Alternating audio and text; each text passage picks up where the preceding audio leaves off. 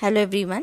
Last time we have done chemical reactions and stoichiometry calculations, and we have also completed limiting reagent and excess reagent. So hopefully you have revised that.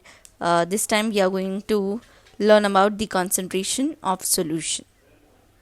Before understanding about the concentration of solution, first we have to understand why we are studying this concentration of solution. So as you all know, in the lab we normally deal with many of the solution. So and the concentrations of each one are different. Like for example, we say 0.1 molar of NaOH or 0.02 molar of NaOH or any of the solution like HCl, anything you take. Okay, so we always come across this word concentration. Okay, so it actually is the amount of substance present in given volume of a solution.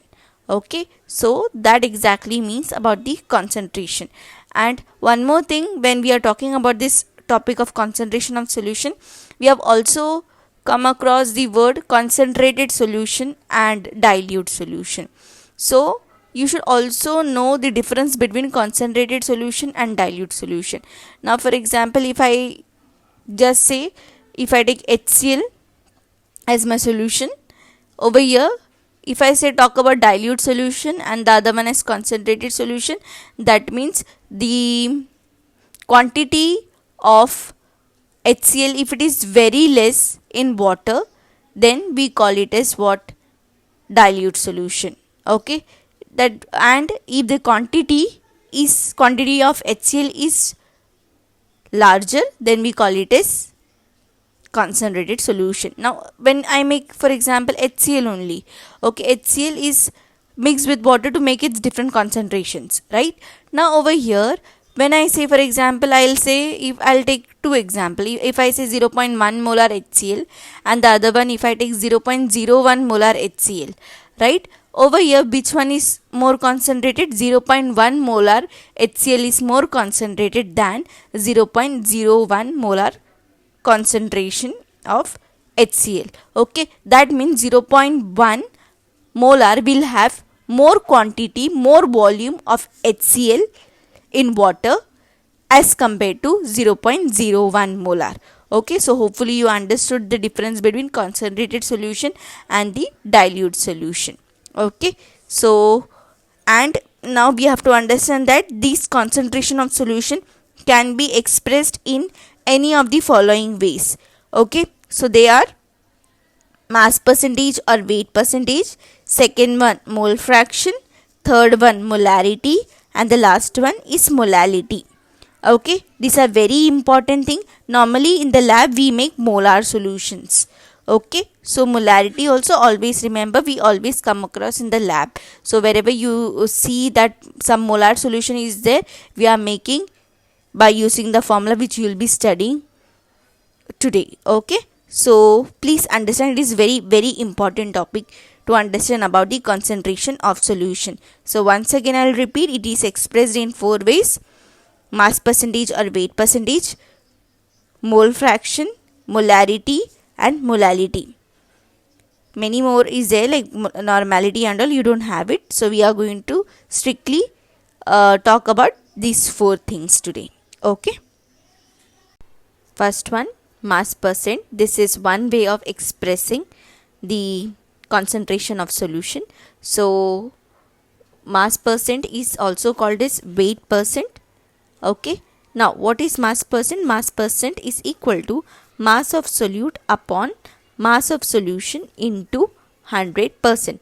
Now over here you have to understand that solution is made up of solute and solvent. Okay, so when you take the total amount of solute plus solvent, that time we get the mass of solution. Okay, like for example, if I say I am taking NaCl and water, NaCl in water, so sodium chloride solution, if I want to find out which is my solute, the smaller quantity is said to be the solute and the largest quantity will be called as the solvent. So over here I have to take what? Mass of NaCl only upon mass of solution. Solution means the total mass of NaCl plus water is said to be mass of solution. Okay, so hopefully you understood this thing. Mass percent is equal to mass of solute upon mass of solution into 100%. Okay. Next, mole fraction. It is denoted by capital letter X, and this is another way of expressing the concentration of solution, and it is the ratio of number of moles of a particular component of a solution to the total number of moles of the solution. Like for example, if my solution is made up of say two components A and B. Okay, so if I want to find out the mole fraction of component A, it will be number of moles of A upon total number of the solution, that is Na plus Nb. So what will be my formula? It will be Na upon Na plus Nb. Like if I want to find out the mole fraction of component B, then what will be the formula? It will be Nb upon Na plus Nb, that is the number of moles of that component upon total number of moles. Hopefully you understood this thing. This thing is very very important, and we have learned what is number of moles. That also you have to remember. Number of moles is nothing but what? Given mass upon molecular mass is nothing but called as what? Number of moles. And number of moles is expressed as small n. Okay. So if we consider a substance A dissolved in substance B, and their number of moles are expressed as Na and Nb respectively, then the mole fractions A and B can be written as mole fraction of A is equal to number of moles of A upon number of moles of the solution. That is, a mole fraction of A is equal to Na upon Na plus Nb. Similarly, we can write down for B, that is mole fraction of B is equal to number of moles of B upon number of moles of solution, that is equal to Nb upon Na plus Nb. Okay, so hopefully it is understood. Now always remember this, that what is number of moles? Number of moles is given mass upon molar mass, that is W upon capital M. Okay, this also you should remember. Next is molarity. This is very very important. All the solutions which are there in the lab is prepared in molar. Okay, so that is molarity.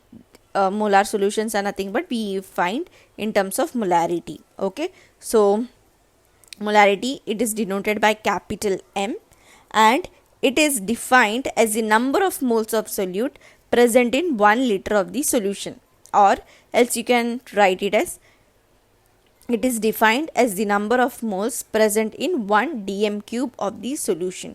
Both are one and the same. Okay, so in the formula you can write capital M equal to number of moles of solute upon volume of solution in liters.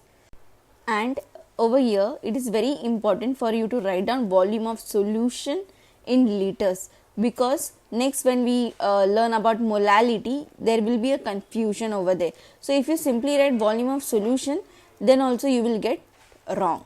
You have to say that volume of solution is expressed in liters there. Okay, so hopefully you understood molarity. And one more thing, the unit for molarity is number of moles, the unit is mole, and volume of solution is in liter. So therefore the unit of molarity is mole per liter or mole per dm cube.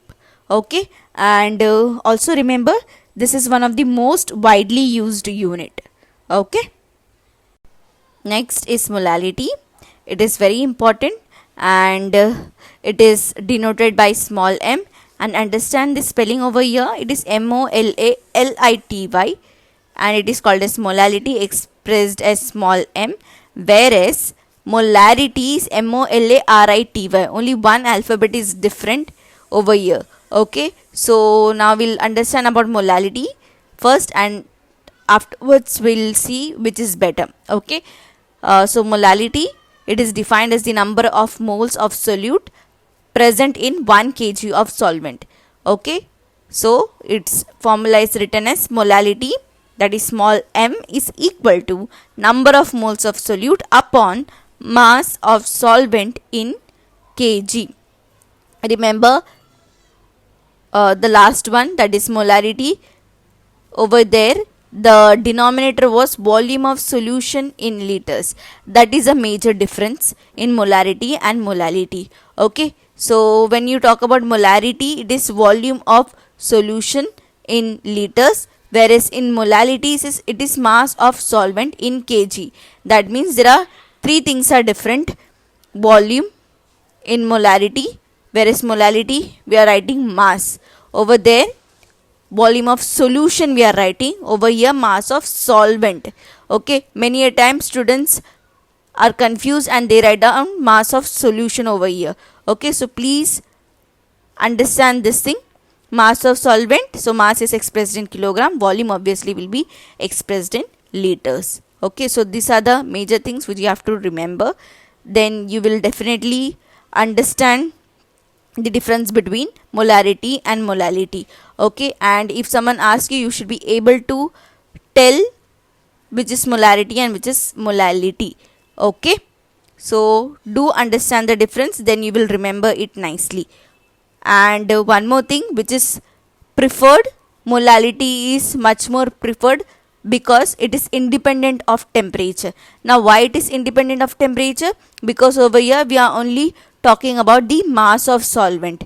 Okay, and mass of solvent does not change with temperature, whereas when we talk about volume of solution is dependent on temperature. That means it can increase or decrease.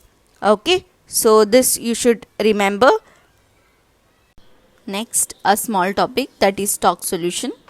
So stock solution is the solution of higher concentration from which the dilute solutions are prepared.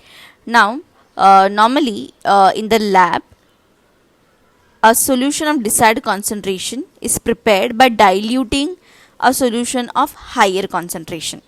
Okay, so that higher concentration is referred as the stock solution. Okay, now why we are learning this? Because now you know how to prepare solutions. Okay, we have learned about the concentration of solution, which can be expressed in 4 ways. So it is easier for you to, if you want to make a molar solution and you already have higher concentration molar solution, you can dilute and make the lower concentration of molar solutions. Okay, of anything you as such. Okay, next, use of graph in analysis. Over here analytical chemistry involves deducing some relation, if any, between two or more properties of matter under study. Now we'll take one example and understand about a graph. Okay, so one example is relation between temperature and volume of given amount of gas. That means temperature is the independent quantity, therefore that will become always in the x-axis. Okay, and the next one is volume, that will come in the y-axis. So as you can see in the diagram, we have plotted a graph of volume versus temperature, and we have also plotted the points.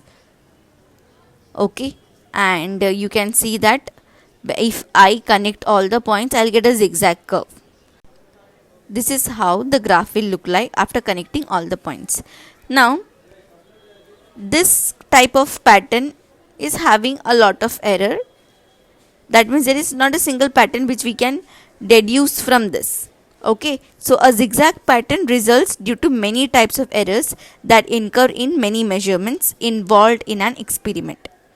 Okay, so therefore we should draw a balanced graph in such a way that the point should pass in such a way that the positive deviation and the negative deviation should be cancelled.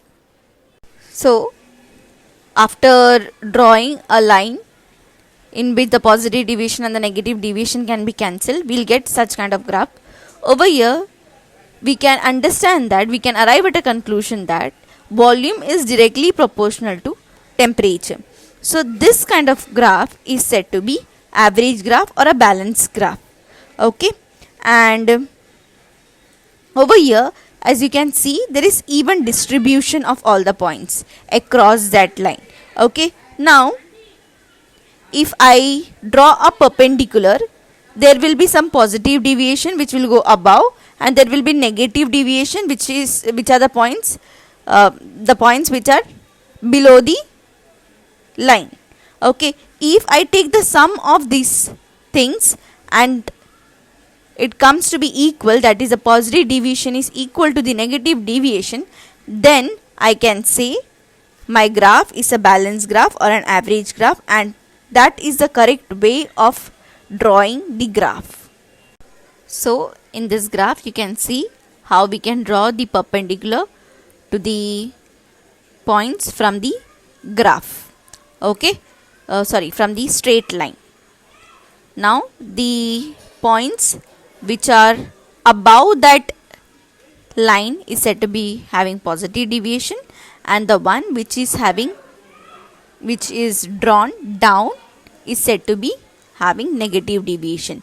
And like for example, you can see in the graph there are 3 points above and 3 points below. Now if I take sum of each of these points, that is the sum of positive as well as negative deviation, it comes to be equal, then I can say my graph is a balanced graph, and this is how you should draw the graph.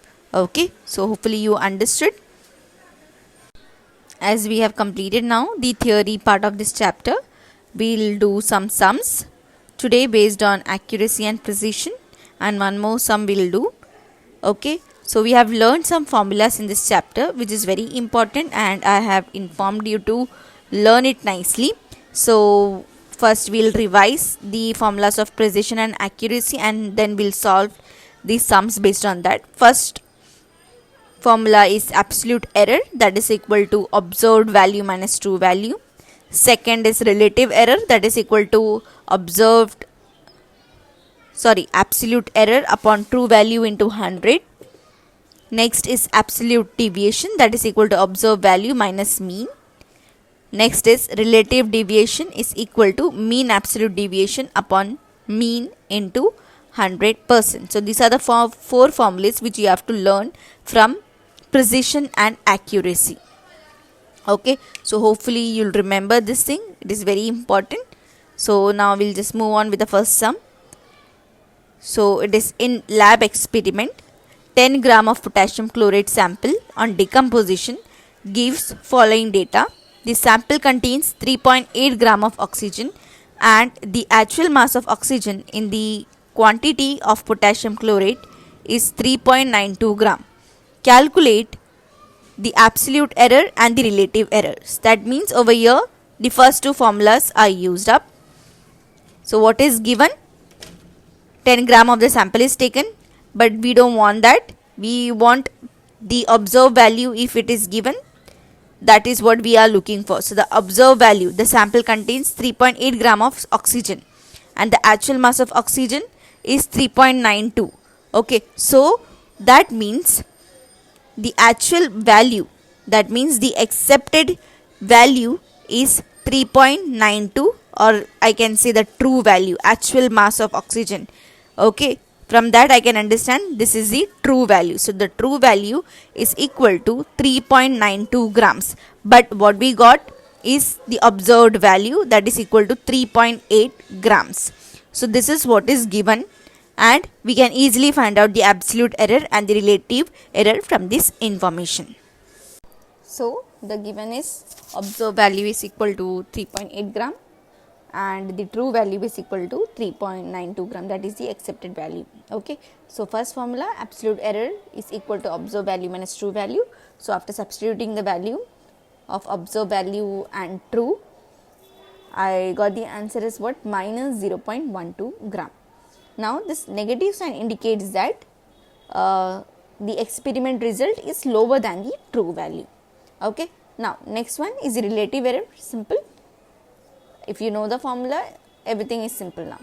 Okay, so relative error is equal to absolute error upon true value into 100, that is equal to minus 0.12 upon 3.92 into 100.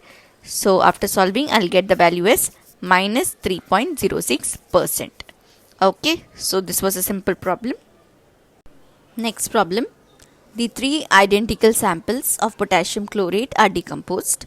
The mass of oxygen is determined to be 3.87 gram, 3.95 gram and 3.89 gram for the set.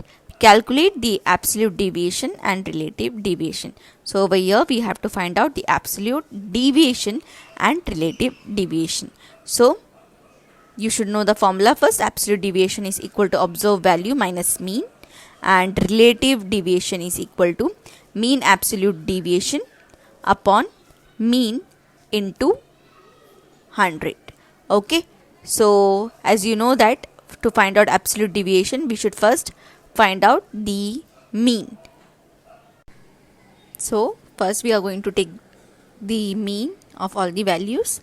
So mean is taken as you have to take the sum of all the values upon the number of values. So it will be 3.87 plus 3.95 plus 3.89 upon 3.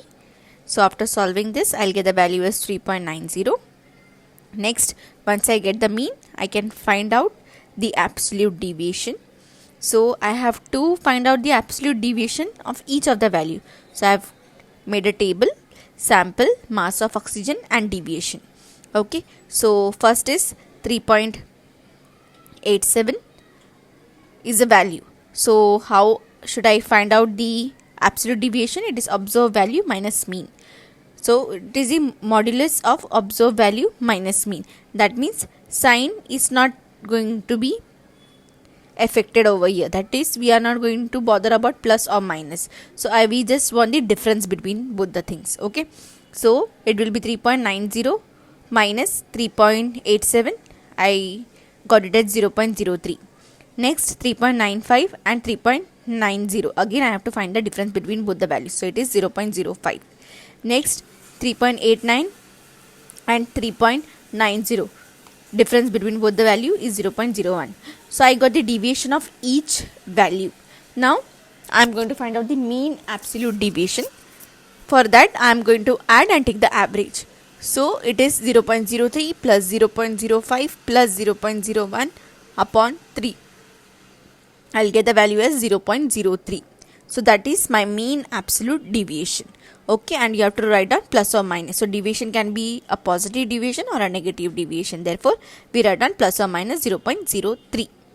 Okay, and next is to find out the relative deviation. It is very simple. You have to write down the formula: mean absolute deviation upon mean into 100. So what is mean absolute deviation which I got? It is 0.03 upon what is a mean? The first step, it is 3.9.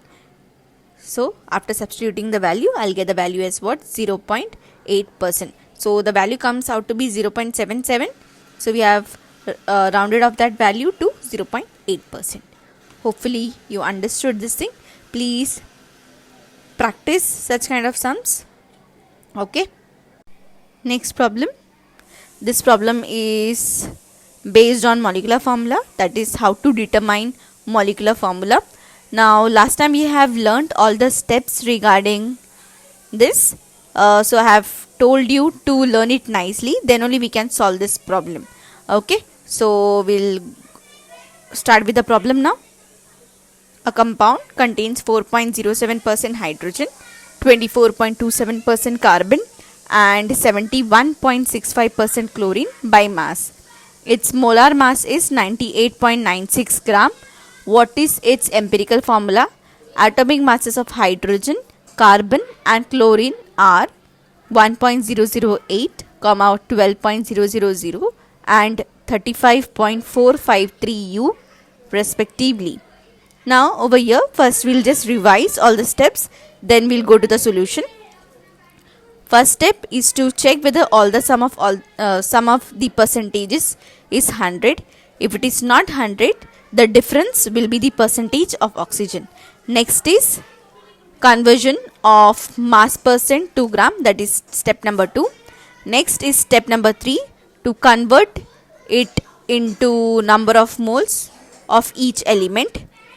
Next step, to divide the value obtained by the smallest value among them to find out the smallest ratio.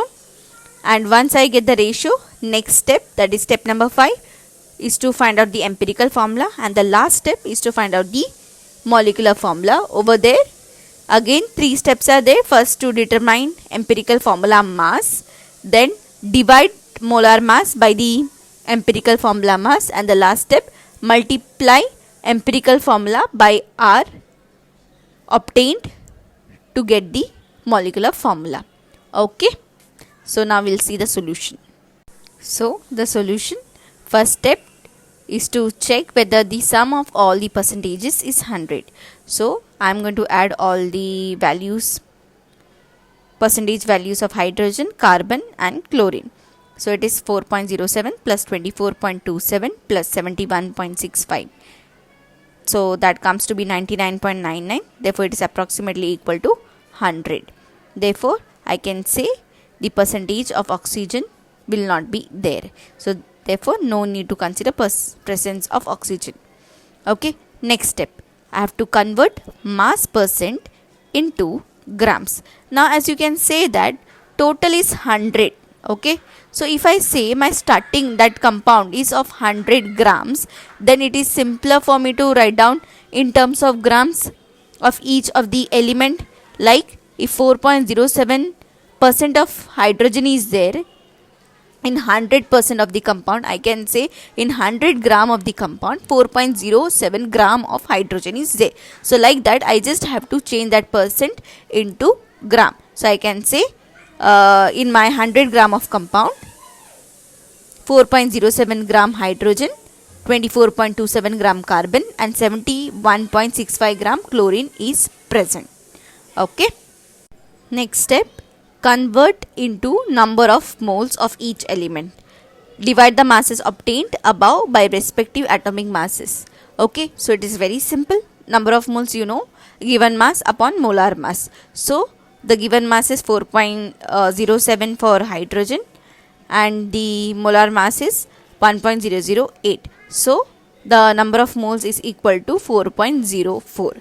Like that for carbon you can say weight upon molar mass. So it will be what, 24.27 upon 12.01, that comes out to be 2.0225. Like that you can find, similarly you can find out for moles of chlorine. Okay, now next step is to divide the mole values obtained above by the smallest value among them.